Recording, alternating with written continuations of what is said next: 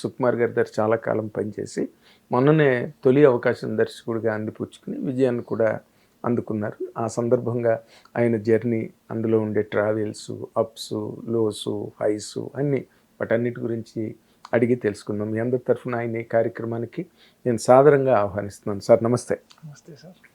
అసలు మొట్టమొదటి మిమ్మల్ని నేను అడగాల్సింది సార్ ఏమిటి హుసేన్ షా కిరణ్? నేను ఇందాక చెప్పినట్టుగా హిందూ ముస్లిం బాయ్ బాయ్ లాగా ఉంది ఆ పేరు. సార్ హౌ ఇట్ కేమ్ అసలు హుసేన్ షా కిరణ్? ఓకే. నాన్నగారు రాజమండ్రి సార్, రాజమండ్రిలో పుట్టారు, రామచంద్రపురం బేసిక్లీ. నేను ఎప్పుడు అక్కడ లేను.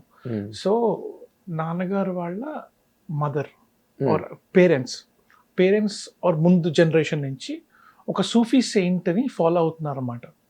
ఒక సూఫీ పీఠాధిపతి జనరేషన్ ఫాలో అవుతారు. ఆయన పేరు హుసేన్ షా. ఓకే. సో నేను పుట్టక ఒక 2-3 months ముందు ఆయన చనిపోయారు. సో ఆయన పుట్టిన తర్వాత రెస్పెక్ట్ హిమ్ లాగా, సో ఆయన పిఠాపురంలో ఉండేవారు. ఇప్పటికీ ఆశ్రమం పిఠాపురంలోనే ఉంది. ఓకే. విశ్వ విజ్ఞాన విద్య ఆధ్యాత్మిక పీఠం అని చెప్పి పిఠాపురంలోనే ఉంది. ఇన్ఫాక్ట్ పిఠాపురం రైల్వే స్టేషన్కి వెళ్తా ఉంటే స్టేషన్ కన్నా ముందు రైట్ సైడ్లో కనిపిస్తుంది. సో అది పాత ఆశ్రమం, మెయిన్ రోడ్ మీద కొత్తది పెట్టారు. It's a beautiful place and it's a very peaceful place. So ఆయన చనిపోయిన తర్వాత 3 monthsకి ఐ వాజ్ బోర్న్. ఆయన మీద రెస్పెక్ట్తో I was named after him అనమాట. సో ఆయన పేరు హుసేన్ షా, ఆ గురువు గారి పేరు హుసేన్ షా. సో లాస్ట్లో స్టార్టింగ్లో శ్రీ అని చెప్పి ఆయన రెస్పెక్ట్, లాస్ట్లో ఒక హిందూ ఇది అని చెప్పి హిందూస్ కూడా, మేము హిందూస్ కాబట్టి హిందూ అని చెప్పి కిరణ్ అని చెప్పి పేరు పెట్టారు. శ్రీ హుసేన్ షా కిరణ్. ముందు శ్రీ ఉందా? శ్రీ ఉంది సార్. సత్యవోలు శ్రీ హుసేన్ షా కిరణ్. సత్యవోలు శ్రీ హుసేన్ శ్రీ. బాగుంది. అదే కమల్ హాసన్ తర్వాత మళ్ళీ మీరే. రెహమాన్ గారు కూడా ఉంటున్నారు. Rahman completely converted Rahman. But Kamal Haasan గారు వాళ్ళు కూడా ఎవరో ఒక ముస్లిం బాబా దగ్గరికి వెళ్ళి కన్వర్ట్ అయినట్టు. ఆయన పేరు దిలీప్ ఉండదా? నేను ఉంటుంది అనుకున్నా. లేదు, దిలీప్ అన్నది ఎక్కడ లేదు కదా. Okay okay. అంతా రెహమాన్ ప్రపంచమే కదా, రెహమాన్ మయం. అంతే అంతే. మాకు I know him personally very well.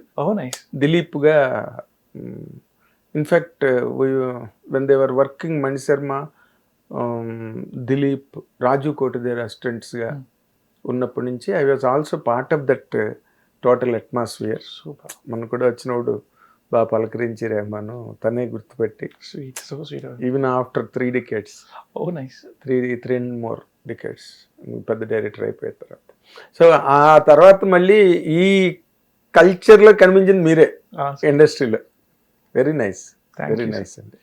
Belief దేనికైనా ఫెయిత్ అంటే లైఫ్ అండి. మీరు అసలు ఈ డైరెక్షను అనే లేదా సినిమా పరిశ్రమ అనే దానిలోకి మీ తాలూకు ఎంట్రీ ఎలా జరిగింది కిరణ్ గారు? సార్ చిన్నప్పటి నుంచి కథలు చెప్పడం, కథలు రాయటం అంటే ఇష్టం సార్. చిన్నప్పుడు అంటే నాకు I'm talking about 5th class 6th class నుంచి కథలు రాసేవాడిని. చిన్న కథలు రాసేవాడిని.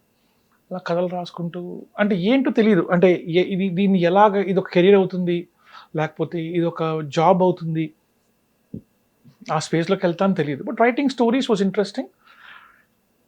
ఆ తర్వాత కథలు చెప్పడం మొదలెట్టాను. కొంచెం ఏజ్ వచ్చిన తర్వాత కథలు చెప్పడం మొదలెట్టాను. ఎవడు వినేవాడు కాదు. ఫ్రెండ్స్ దొరుకుతారు కదా పాపం, వినేవారు కదా, ఈ కథ చెప్తాడు రా బాబు అని చెప్పి. సో ఆ చిన్నప్పుడు స్పీడ్ అనే సినిమా ఫేమస్, తర్వాత టైటానిక్ సినిమా ఫేమస్. సో ఒరే నేను మొన్న టీవీలో ఒక సినిమా చూశాను, కియానూ రీవ్స్ ఇంకా లియోనార్డో డికాప్రియో కలిసి సినిమా చేశారు అని చెప్పి నాకు అది చెప్పేసేవాడిని. 10th ఇంటర్మీడియట్లో అందులో సగం మంది వినేవారు కూడా, అరే ఈ సినిమా నేను చూశాను రా అనేసేవారు. సో అలాగా if the whole telling story was this thing అనమాట.